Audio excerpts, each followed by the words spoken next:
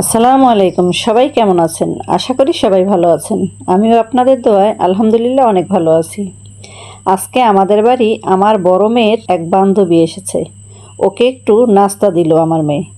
এদিকে আমার ভাসুরের মেয়ের বাবুর জিনিসপত্র আমার মেয়ের জন্য কিছুই গুছিয়ে রাখতে পারে না, সব এলোমেলো করে রাখে। সারাদিন আমি আর আমার ভাসুরের মেয়ে গোছাতে থাকি।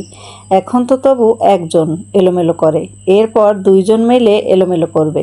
আমার ভাবতেও মাথা ঘুরিয়ে আনে। যাই হোক, আমি রান্নার জন্য সব কিছু কেটে গুছিয়ে নেব। আজকে পাঙ্গাস মাছ দিয়ে বরবটি মাখা মাখা রান্না করব, শাপলা রান্না করব, লাউয়ের ছোলা ভর্তা করব। আমার যা শহরে গিয়েছে মাসিক বাজার করতে। ঘরে সব ধরনের বাজারঘাট শেষ হয়ে গেছে। ঘরে 2টে ডিম ছিল, ভেঙে দেখি একটা ডিম নষ্ট হয়ে গেছে।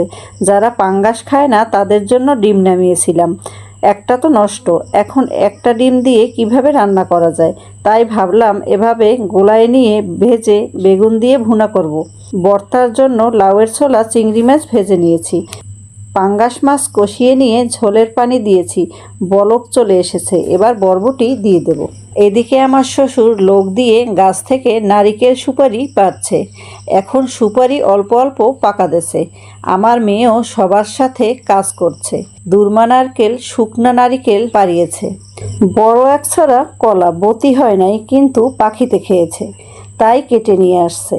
শহরে থাকলে এই সব জিনিস কিনে খেতে হয়, কিন্তু গ্রামে থাকলে নারিকেল, কলা, পেঁপে, কচু শাক, কচুরলতি, অনেক ধরনের সবজি, অনেক ধরনের ফল পাহাড়ি কিনে খেতে হয় না। এসব জিনিস গ্রামে পাওয়া যায়, তাই আমার কাছে গ্রাম অনেক ভালো লাগে। এদিকে আমার রান্না করা হয়ে গেছে, আমি ভর্তা বানিয়ে নিতেছি। আমার শ্বশুরকে খেতে দিতে হবে।